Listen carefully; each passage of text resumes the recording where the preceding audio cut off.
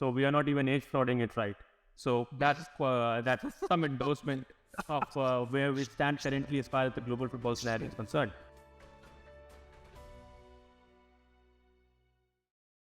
Hello, welcome everyone, and welcome back to the SportsKhabri podcast. I'm Anshuman Joshi, and today I'm joined by two veterans of the Indian football scene in Nilanjan Datta and Arunava Chaudhuri.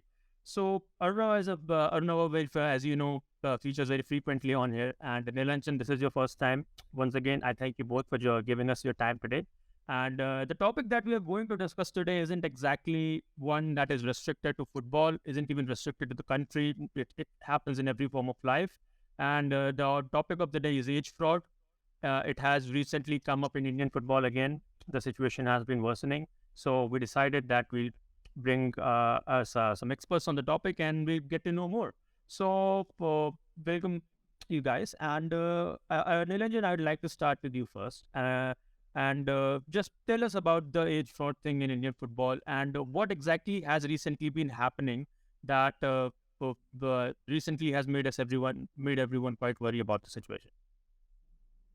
Well, thank you for having me out there. It's nice to be on the show, especially with good old friend Arunava. Well, Anshuman, about this age fraud thing, it's nothing new. It's gone there. There's no proof of it, and we just keep on speaking about it. Everyone starts speaking about it, but eventually it's a kind of a helpless situation for everyone. I trust it's a sociological problem, not just Indian football. I'd say total Indian sports has suffered from it and will suffer from it because there's no foolproof conclusion as to how you can get out of it. Is there any? Because I always maintain and see this as a sociological problem, and whatever we have in the society transpires to the sport which we play. And Indian football is suffering out here. There have been also doubts about many a player in Indian hockey, athletics, basketball, Indian cricket. There were doubts. I'm not saying pointing fingers at anyone. And those doubts will always stay. It's very, very hard to be getting out of it. Yes, Arunava, please feel free to come in here and expound a bit more on what Nilanjan has just introduced us to. I think Nilanjan has just, we're scraping at the moment a little bit on top of the surface. This is a huge issue.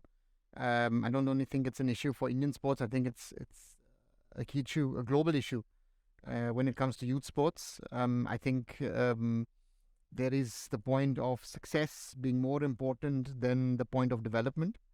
And when we lose that, that is something that is a problem. I say that let's take Western Europe out, I take Japan, Korea out, I take Canada, United States out to some extent, and the rest of the world, age fraud is a problem. Recently, we had the case of Samuel Eto'o as the president of the Cameroon Football Association banning a complete team. I remember a few years back that the under-17 Nigerian team, which were defending champions, were debarred because they had 26 players, 23 in the squad, 3 as backups. That all of them were overage, and it's a rampant issue. The question is, how do you check it? And there, I think the government needs to come in, needs to step in, and it's a multi-sport problem at the moment. As I said, it's not a pure football issue, but of course it's an issue which is affecting Indian football, because if you see, as a very good example, our under-17s always seem to do good, while at under-20 level and upwards we're struggling. So there are 2 points in this. One point is that at the under-17 level we are not playing with an under-17 team. Let's be very, very frank and honest about it. And on the other side, it's that between 16 and 21, that our sort of development path is not very, very clear, and that sort of hampers our development. And that combination is that at under 70 level we're decent. And I remember I watched the India under 20s play. Fujairah. Nilanjan, what was that match? 2021. Under 23 was it? No. Under 20 Asian Cup qualifiers. Sorry, under 20. Yeah. So there you saw that with the possibilities that we had, but again, when you don't have that advantage of 1 or 2 years where you are older, but you're playing with then men, you're no longer playing against boys, that advantage goes away. Then at under 20 level, we've not been part of Asian level competition since 2006, and 2006 we were hosts. So that shows you the difference between under 17 and under 20 level. And again, who's hurting whom? Indian football is hurting itself. And, there are people who are very happy, I've won this, I've won that. And again, no one actually asked the question about, how did you win it? Who did you win it with? I had a few conversations with people around the Under-17 Youth Cup recently, and certain people, coaches, club owners, academy owners said, you know what, I know that I'm playing against 21, 22-year-olds. I'm not even saying 18, 19. Someone said, listen, I think there are 25-year-olds in a squad. What sense do these competitions make? So therefore, what are the checks and balances that can be put in place? I know TW3 is very, very costly. I have own experiences that certain people did not act when you made them aware, because even the AFF has the problem that they have played players who are way over age. So therefore, we are very blunt in this conversation on these things. I think we are hurting ourselves, and I think we need to wake up to that reality. And I remember recently Nilanjan brought up the example of that under-14 competition in Kolani many, many years back. I think that is a very, very prime example of how this whole scouting is then useless if you are, age. It's not even age fraud, it's age cheating at the end of the day. Sorry to say that. So there is a word that Nilanjan brings up, that's sociological. And when it comes to age fraud, we have all witnessed it in some form. I've seen it happen in my own school in inter-school competitions. And as you have pointed out, it happens in the international level as well. And this is basically just short-term gains. You're looking to win this one particular competition and at a very small level, and completely foregoing the overall point of what grassroots projects are supposed to be, especially in age group brackets. So it's not just about the administrative part and the maintenance of the rules part, because they are already there, but they are not being enforced. So how exactly does one begin to even think about how to go about solving it? Because the problem exists. We are talking about bluntly. It's very blatant sometimes when you see two teams out on the pitch and you can clearly make out the one team is not under anything. So how exactly does one even begin to talk about how to solve this issue? Should I go ahead? Yeah, absolutely. Oh, sure. Thanks. Well, you know what? Whenever something wrong in Indian football happens, there's obviously, for all reasons, people curse the federation. Now, on social media nowadays, there are so many voices who kind of blame the federation for each and everything. What goes wrong? Be it results, be it administration, or whatever it is. On each fraud issue, all those people who make noises, how much do they come out to be speaking about it? You ask the question, how do we stop it? Because all those people who kind of make noises on the social media stay just totally shut when it comes to kind of age frauding or age cheating at the domestic level. But at the federation level, there's hardly something the president AIFF or the general secretary or the secretary general of AIFF can do, because all through these years, there have been certain layers, which is under 12, maybe under 14, the districts, the states, and then coming on to the national championships. And then they are coming on to play for the eligible to be playing for the international competition, which is the AFC under 16 qualifiers. Earlier were AFC under 14. So AFC under 16 and AFC under 19. These are the two qualification championships, both men and women, which the federation takes care of, because India are fielding a team out there. Now, whenever this is being done, there are certain tests which are done. Now, what does a federation official do? What the federation out there do? Can all these days, based on certificates, based on the sheets which you have, based on some of the medical tests, any individual has come out and played till that level. All of a sudden, you cannot just snatch away the football from their feet and say, "Ki aap nahi kheloge, aap jao," because there are certain medical tests which are done. And I can tell you, when under 16 or under 19 team travels, there are several medical tests done. Several. It's not just once or twice. It's 3-4 times every alternate 2 months, or in some cases maybe every alternate year, every alternate month. Grade 1, grade 2. If in a bone density test someone passes, okay, fully it's eligible to play. Grade 3 is somewhat kind of susceptible.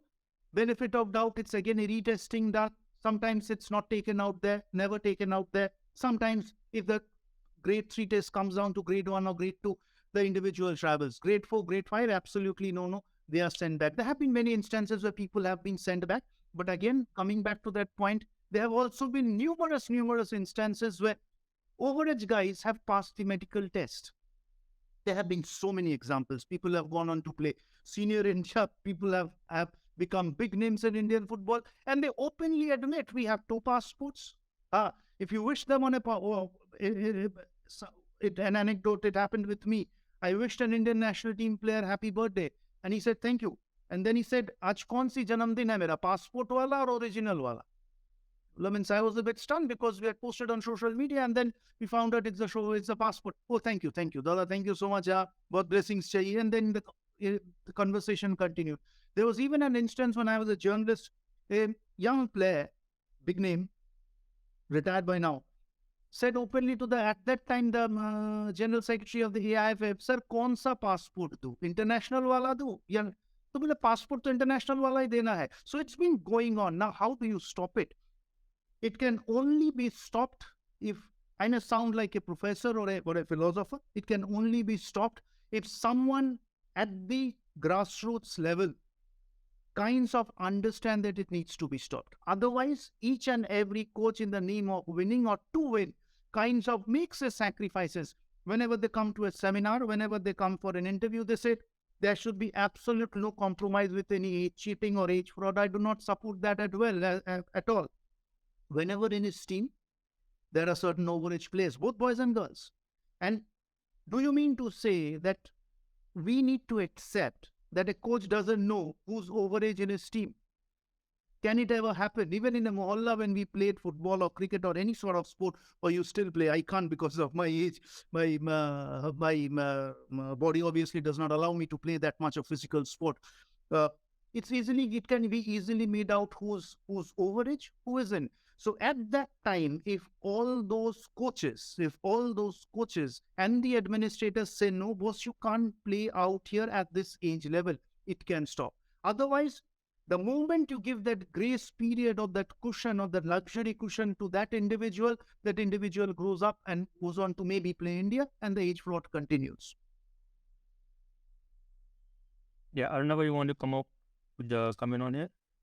I think the problem is the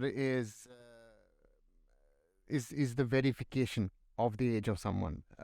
There are certain parameters, and I remember when I was with RoundGlass, and where you were putting together an academy, multiple tests done, experts like Dr. Vesepe is involved in it, and there were certain players where one doctor was saying he's 15.4, the other saying he's 16.7. So in one age he's eligible and the other one is not eligible. So what do you then do?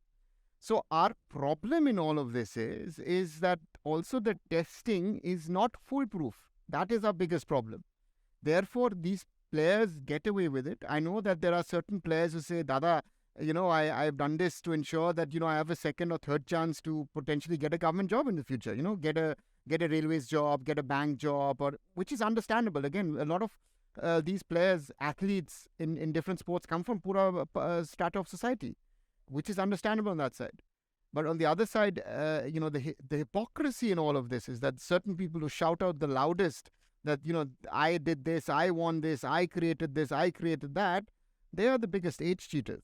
But again, the system is not going to say anything. That's why I'm not going to name names, because it doesn't make sense, because no one's doing it. Why? And it's very evident that, Nilanjan and I know who these people are, and the rest of the system knows, but nothing happens. At the under 17, it was very, very clear that certain people were so disgusted what was going on in that competition a few weeks ago. But they said, what is the point? Because we've spoken to certain people and the federation did not react. That is the problem. But the problem on the other side is the federation can say, listen, if they're testing them and they're cleared by the test, what are you going to do? I think the most famous case was the ISL, when the ISL got embarrassed with this Gaurav Mukhi case, where, I still don't know how old he was. Was he really 27, 28, or was he even 32, 33? I don't even know. And you're selling him as a 16-year-old. So there is, that is the problem that we have. And again, as long as this does not get into the heads and the minds of the people, that you're harming yourself, you're harming the system. That is the key thing. And that's why, the coaching courses, the management courses, the club licensing, academy licensing need to make very, very clear. And the punishment needs stringent.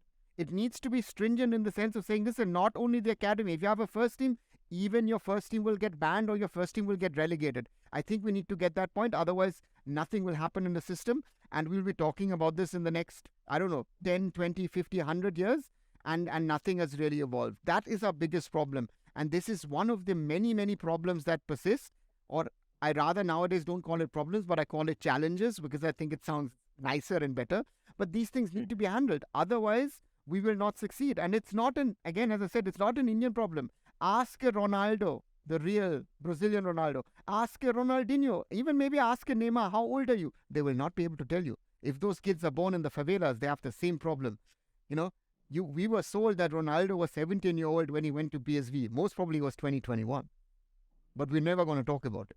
So therefore, it is not an Indian problem. It is a problem in most of Asia. It's an even bigger problem in Africa.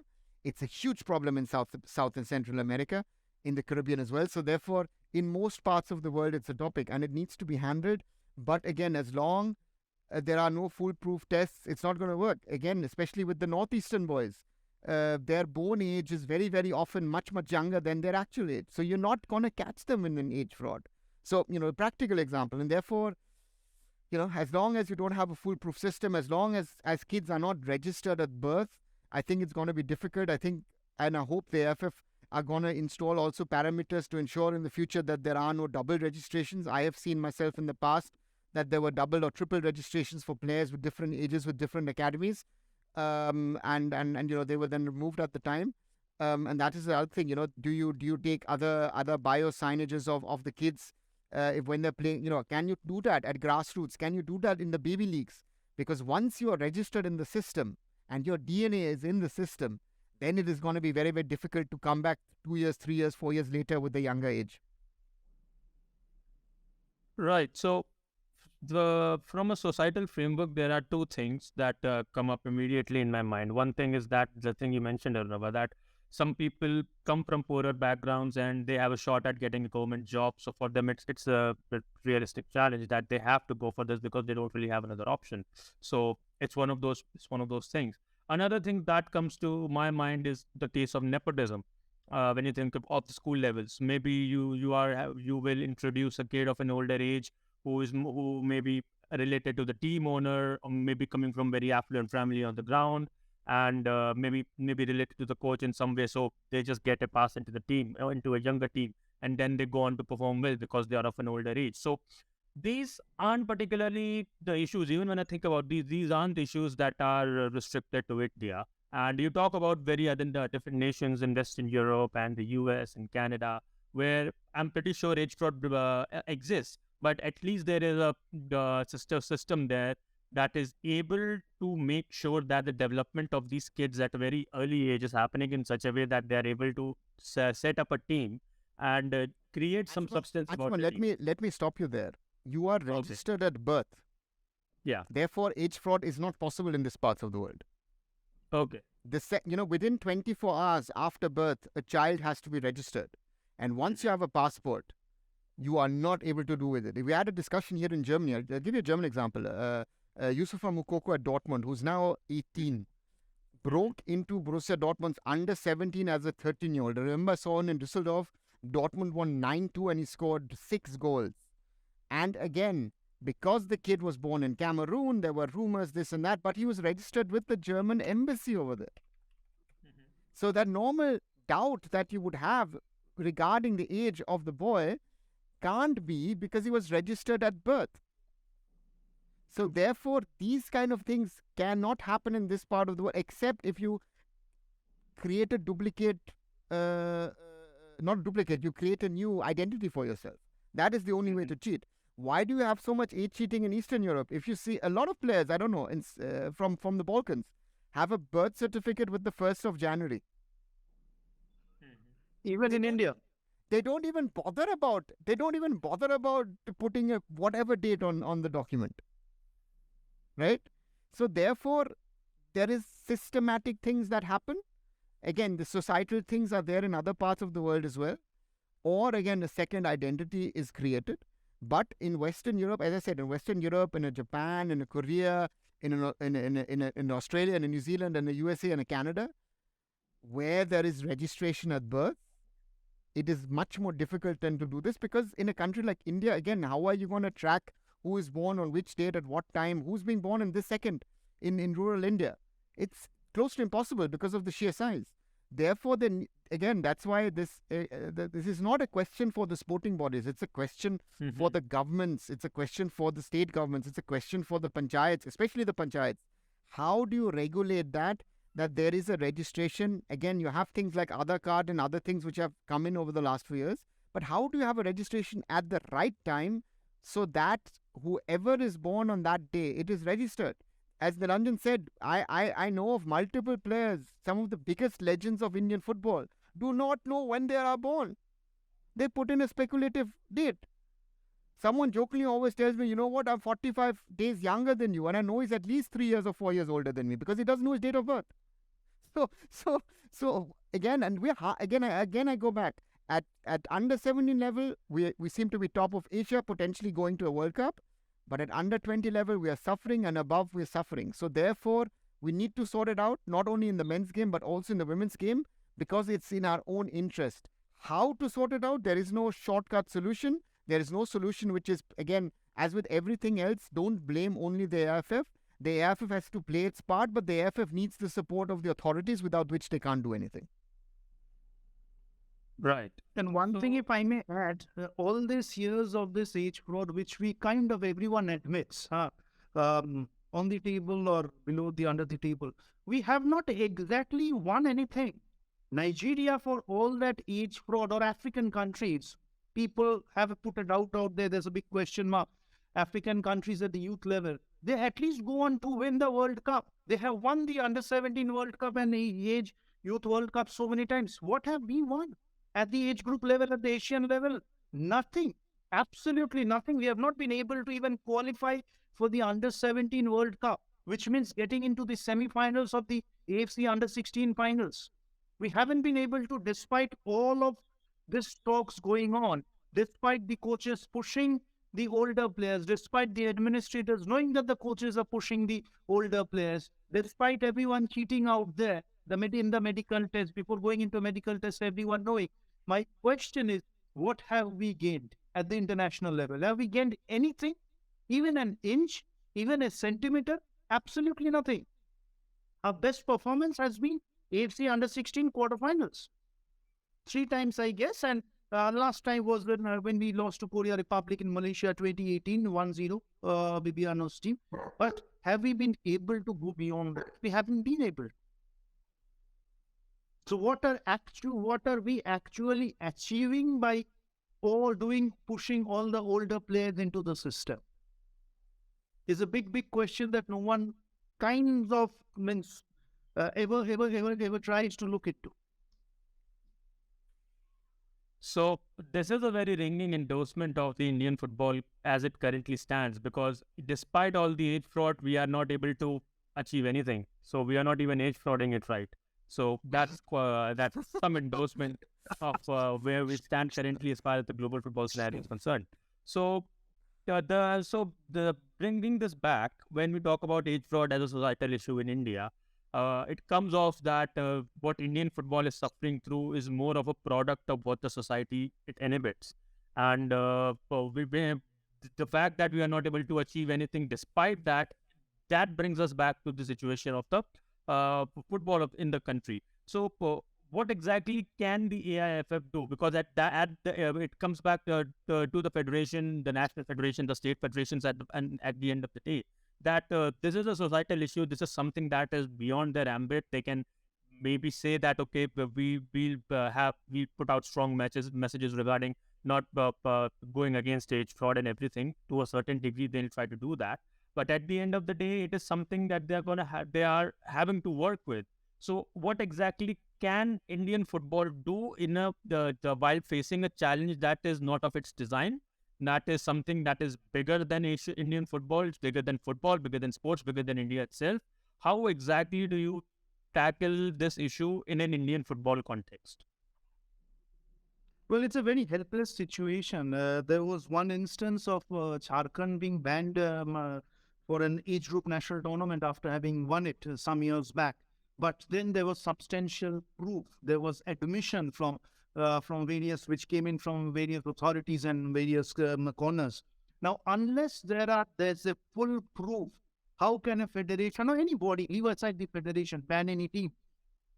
Means if we want to curb it, we need to punish. Now, even if there's an intent of punishing the teams and the players, there needs to be proof. What proof do you have? Your certificates are fake, which are foolproof faking. Your medical tests, people have passed it. So there's absolutely nothing can be done. I feel it's a very, very helpless situation. Unless someone admits, then it's not just at the national level championships. Even I've been covering the Subroto Cup for so many years. It has given us so many international players, so many big names. It's totally means at a time, and I believe still it is. Each and every school comes with an overage players. So it's a very helpless situation. What does one do unless you don't have any proof? If you want to punish, it's very easy to say, and which is the right thing to say. Punish kar dete. Means you need to be taken to task. But how? Do you have any full proof that okay, Nilanjan Datta is an cheat? If you don't have, how can you blame me? How can you ban me from playing the sport?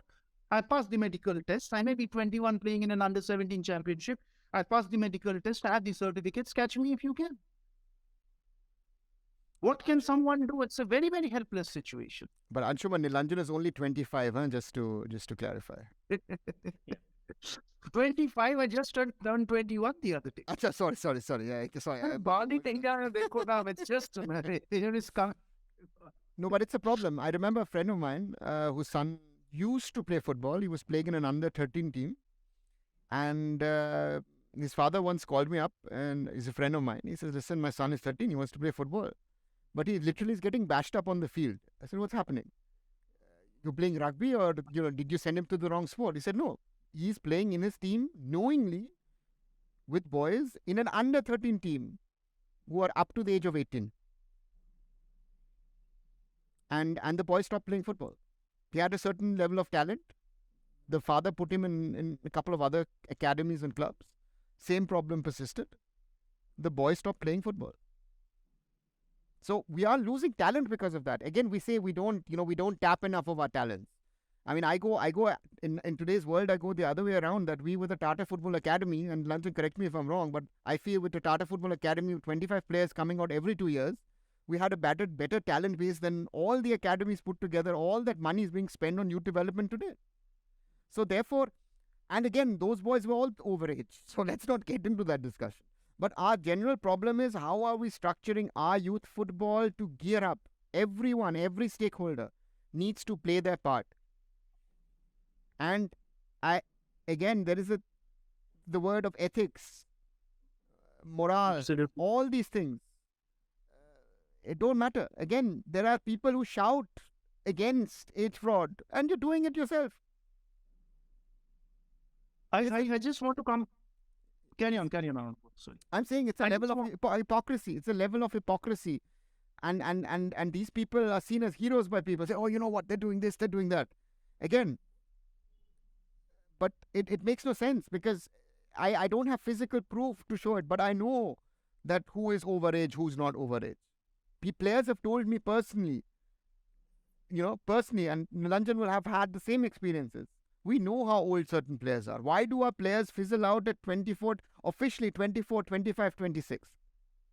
Because most of them, and it's not just 1 or 2 years, most of the players are 4, 5, 6 years younger. They fizzle out in the early 30s. But when you speak about the federation, Anshuman, you asked, I tell you a very famous story which Arunava referred to, the Kalyani story. It was 2013, I guess, 2012 or 2013, when Mr. Robert Bunn, the former technical director, came in. There was an under-14 festival organized in Kalyani, which happens to be my hometown. And I was there coordinating everything on behalf of the federation. There are other people also. And the scouting level was huge. There were around 12 to 14 scouts, which included Mr. Scott O'Donnell, Mr. Colin Joseph Toll, Mr. Savio Medera, Mr. Sabir Pasha, Francisco was there, CM Ranjit was there, Thomas Joseph was there, the late Pitan Singh was there. I forget the other names. Robert Pan himself was there. Now, each and every state each and every state, I believe barring Arunachal Pradesh and Nagaland, each and every state sent their under 14 squad, and it was not a kind of a festival where one enjoyed. Mr. Ban insisted you need to play competitive games to get the competitive spirit inculcated into the boys and also understand as to who's good enough to play the sport. Very successful kind of a, what do you say, tournament went on. And 220 or 210 boys were scouted by all of them, all the scouts. And Mr. Colin Joseph Toll stayed in Kalyani for 2.5 months. 2.5 months at a place called the Lake Hall, which later on nursed the IFF under 14 and under 16 academy from which Anirudh Thapa, Jiri Lal, Vinswala, Prashanjit and all came out. And of those 220, he brought it down to 120 after 3 months of intensive training with those boys. How much intensive it could have been with those under 14, supposedly under 14 boys. Medical tests were done on those 120 boys. 84 or 85 were found overage. Here we were looking for an under 14 team. People were 19 years old, 20-year-olds playing in a tournament of which was an under 14 football festival. Now, the situation such happened that it was a disbalance in the team created in those guys who had passed the medical test. People were looking out for 120 boys were selected, maybe okay. There were 12 central midfielders. The team which passed out the medical test, were cleared in the medical test, did not have any central midfielders at all. There's a total disbalance. Around 12 or 13 goalkeepers. There were no wing backs at all. What does the federation do there? And I believe 2.5 to 3 crore rupees went down the drain for a federation which ran on a shoestring budget and still runs on a shoestring budget. That thing never happened. Who were the culprits out there? The state sent their teams. The state administrators, I understand. Who selected those teams? The presidents and the secretaries of those respective state associations didn't. The coaches. Absolutely blatantly, the coaches selected those teams, selected those players. And they came on to play for an under 14 fest. 19-year-olds were found in and playing in an under 14 football festival in India. If it happens today, the same thing will happen. And the other case I want to highlight is not always that the medical tests cannot find. Sometimes what happened, a very prominent under 16 player, he hasn't played India but has won the ISL twice. He was found overage for an under 16 team, whereas he wasn't. Belonged to quite an affluent family. His parents challenged it in court. Went with all the medical certificates his parents could afford to, and he eventually was cleared in the medical test and he went on to play for India. But in one of the tests, because of his growth at that age, when he was 15-year-old, he was told by the medical test report came out that he was overage. So it also happens the other way around. But when you ask Anshuman about what does a federation do, unless those individuals or human resources who are kind of in that pyramidal structure at the base opens their eyes and really wants to do it. Do they? They don't want to, maybe because they need to win, make their school win, which may give them a promotion. The school teacher out there, as Arunava very rightly pointed out about players. All those coaches have maybe certain small ambitions, which if they win a tournament or win something, maybe their profile increases. So it's kind of needs to go down and decentralize level the inverted way. And only then it can happen. I honestly doubt it will ever happen, if you ask me. Having been a fan, having been a journalist, having been in administration, it's very, very, very, very. And what happens is the federation is now scouting and doing the team. Now imagine if everyone scouts and does it. The pool of talent which we have in India because of this age fraud part isn't being the total Indian team. The total Indian talent is not on display at the international level. So these short-termist incentives that are driving the coaches to choose overage players and then potentially win a tournament and get some pride, get some name for themselves. Fundamentally, these are the most culpable ones. And even in these cases, we are saying that the state federation, the national federation is sort of helpless because they are being provided by the teams by these coaches. So what can one do? How do you make sure that, because I look at the coaches' incentives, and I think that okay, this is the kind of thing that should occur everywhere else as well. Even in the developed countries, you will have coaches at the grassroots level who might want to play over age teams, so to get personal gains. So how exactly is that situation blown up in India, and how exactly does one go about changing? Does the coaching paradigm that is existing in India in its current guise needs to change? Can we somehow make sure that their incentives are set in such a way that they don't end up always taking overage teams, or can we alter it in such a way that at least we are getting some right solutions out of it, some good teams selected at the right age levels out of it, enough to be able to generate potentially a good squad at the senior level? I think there are certain models that are being developed in Europe. So one thing is that if you, let's say, have a squad of 20 players, that all players need to play a certain number of minutes across a season or across a competition. That you are trying to play at under 9 and under 11 competitions without winners. So that's another thing that they're trying to install. Recently, I guess you've heard the story about the white card, regarding a card for fair play. So, and it is at the end of the day, if you are, and it doesn't matter if it's at a big club or a small club,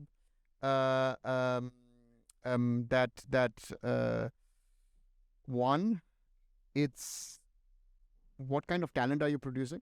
So I have in my hometown in Remscheid a club who has been doing very, very well at youth level.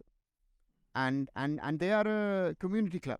Their ambition is not to create German international players, which they actually have. Interestingly, even though it's mainly a men's club, they've actually produced a girl who's playing until the under 17s with the boys. She now plays for Bayer Leverkusen in the women's Bundesliga. Played the under 17 and under 20 World Cup last year. So, but they say our focus is forget the professionals. We are working in the community. These people who are working here in football, the coaches don't earn money. If they get money to pay for their petrol, to pay for their boots, that's great. Some of my best friends do that. I brought a very good example about hockey recently. That Germany won in Odisha recently the World Cup. The German team is an amateur team. These guys pay out of their own pockets to play the sport, and they are better than, let's say, the Indians or Pakistanis or whatever, who are actually professionals who get paid to play the sport. What is our commitment in India towards the sport of football? And I know some coaches get angry, how can you say that we need to earn? I said, no, you actually need to have a main job, and football is your fun. At professional teams, at Bayern Munich or a Borussia Dortmund or in the Premier League, a lot of the teams, under 13s down, they are part-timers. They are not full-time coaches. They don't get paid. So their thought process is also different. It is not just about the sport. It is about life. And I think India needs to learn these things. Again, but India has many, many problems. Let's be honest also on that front. It is not, again, in a country like Germany with 83 million people, it is not comparable to the largest populace in the world like India. But the thing is that I think there are certain things that you can learn from the Western world that I think that are very, very important for sports to develop, and especially team sports. Why do we have success in individual sports? Badminton, tennis, India has always had good players, over the decades. Boxing, we're good. Hockey is worked because India's realized, someone said, a good German friend to me said many, many years back, that, Indian and Pakistani hockey are like Brazilians of the 80s in football. He said, Brazil needed to adopt to a lot of things. Brazil, for example, never produced good goalkeepers. Look at how many good goalkeepers Brazil has produced over the last decade, right? So there's a lot of things we need to learn. But also what I say, and Anshuman, I've said this in the Twitter spaces as well, and Nilanjan out of his own experience will know, we can't create one system which will fit all. So we need to be flexible on that. Again, we need to realize what works in a city does not work in a, let's say a metro, doesn't work in a tier 2, tier 3 city. Then you have sort of rural belts, tribal belts. Again, we've got a lot of players coming from the tribal belts recently, especially in the women's game. Jharkhand, from Haryana, this, that, everything. You have to check. Now, you need to have a process of that. But also you have to give those, even if the girls are found overage, you have to find a solution for them. You can't just drop them and say, listen, you're overage, tata bye bye, right? Because they come from somewhere, and that's this human element is very, very important. And I think the education, I think that's why I say it has to be part of the coaching licensing, of the club licensing, academy licensing, of the club management, that this thought process, if we put it into the heads now, it will take 5-10 years. Hopefully it will get less.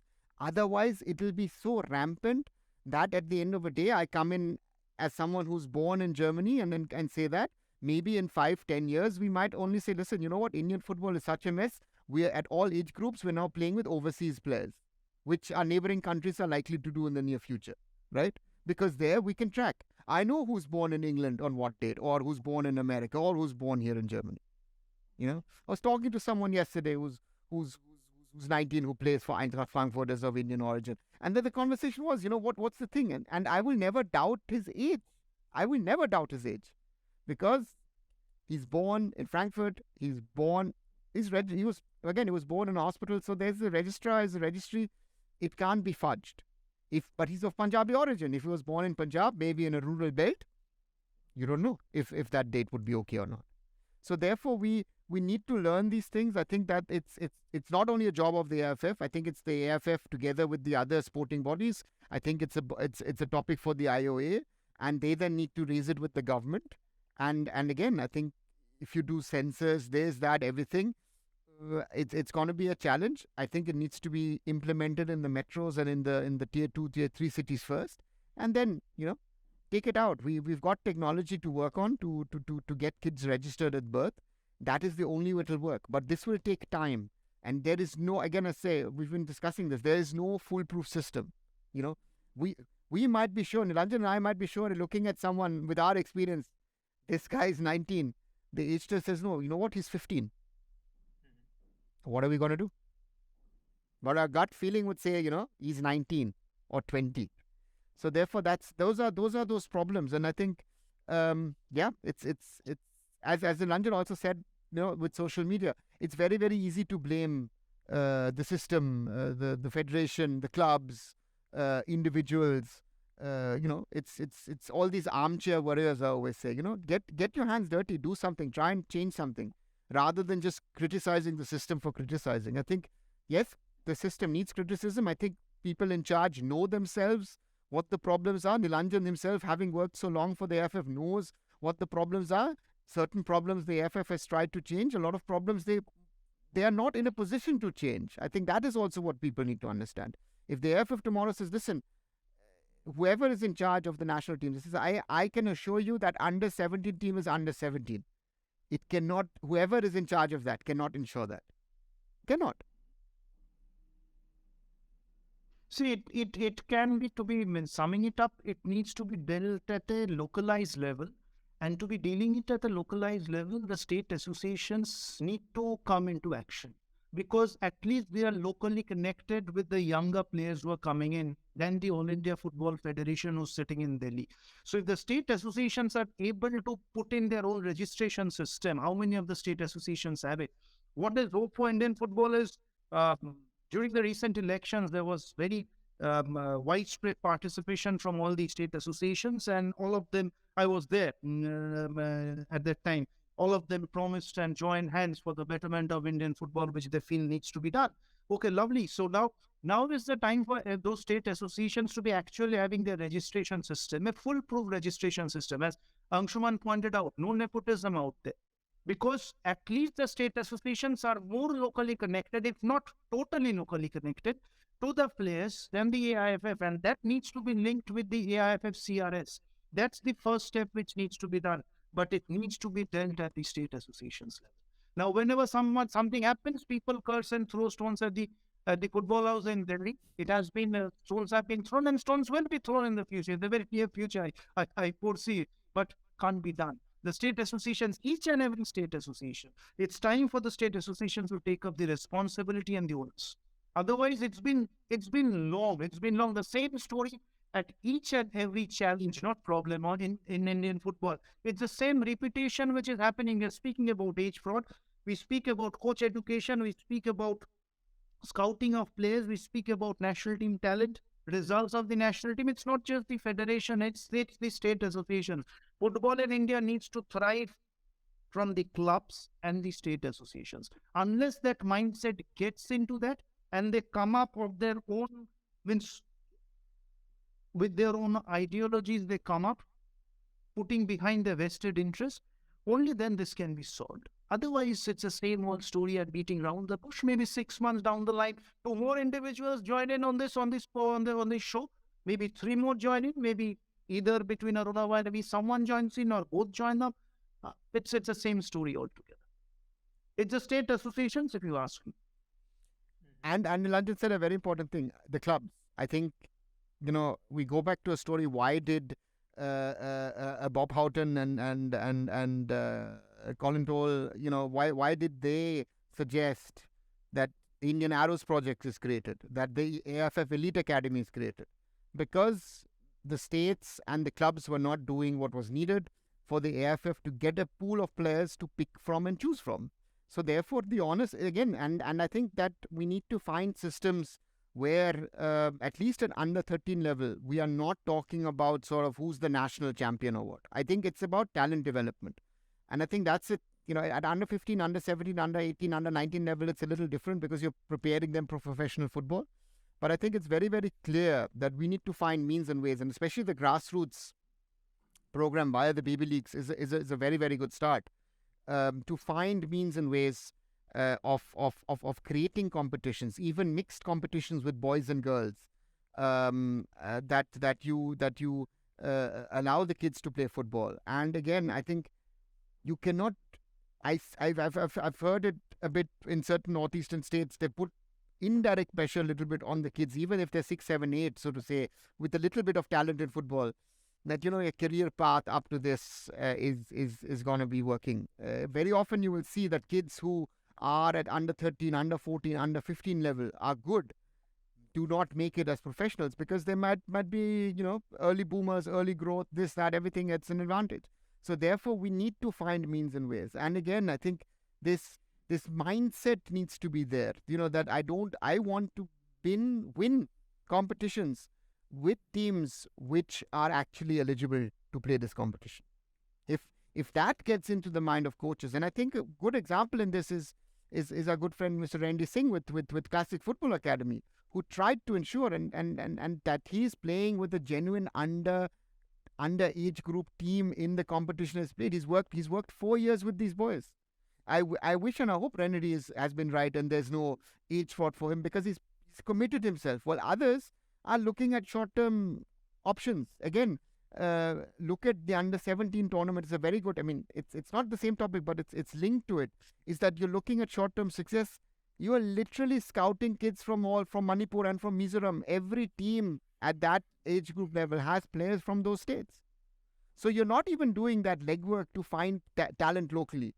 And that's going to be the challenge, I think, that needs to be looked at as one of the many challenges. All of these things, again, age fraud is not a standalone problem. All these problems, challenges are interlinked for Indian football to be successful at youth level. And if we're successful at youth level, we can also be then successful at senior level. We will produce better players, better quality players, and maybe we will produce those international class players that we need for us to be, a player at the Asian level and player maybe at the global level, which the federation now is trying to showcase via its Vision 2047. Right. So we are now reaching the end of today's podcast, and the majority of the discussion that we have had so far has had a tone of a bit of a helplessness, a very dark and despair tone. So I think it's only fair that we take the tone a bit more darker and helpless, and I ask you for your closing statements. And we have talked about what has been happening and what should be done. But Nilanjan, Rama, I'd ask this question to you both as your closing statements, because you have been dancing with the devil, that is the Indian Football Administration body, for long enough to extrapolate and to give an extrapolative response for this. Will any... I just want to butt in there. It's not dancing with the devil. There's no devil out there. The devils are elsewhere. The devils, if you ask me, are elsewhere. It's not. It's not. It's not. There's no devil in football house. It's such a big sport. It's such a big country. It cannot be controlled from a centrally located place in Delhi. There are other member associations. There are district associations. There are coaches who are actually the roots of any sport, not just football, to be bringing them up. So there's no devil in the football federation. There wasn't any, and there isn't any. I want to make that clear, very, very clear. Come on, Yeah, but I'm not saying the football federation. no, I get you. I get your point. I get your point. Maybe people would be kind of misinterpreting that. Hence, we have to say that. Okay, that's more than fair. So yeah, that is my fundamental question. Will anything be done?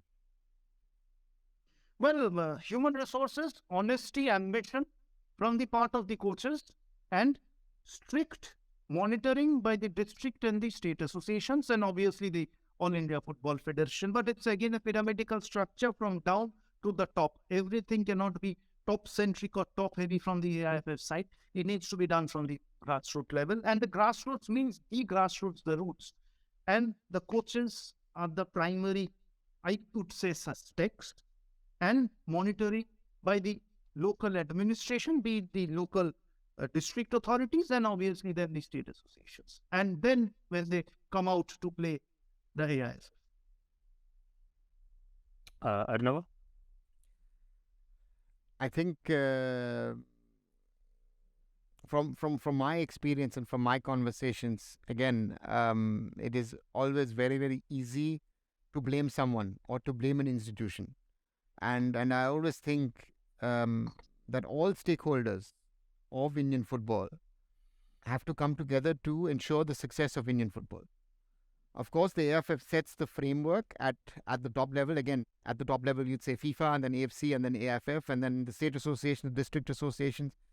But also the clubs, the academies, especially the clubs and academies in today's Indian football ecosystem, have the duty, have the role to ensure that whoever they're playing in their academies, in competitions and tournaments, are of the right age. That onus should be on them. But again, we come again to the topic of ethics. We come again of the realities of today's world. You want to win. Therefore, as I said, I come back to the example of Ranjit Singh and his team from Classic Football Academy winning the Under-17 league.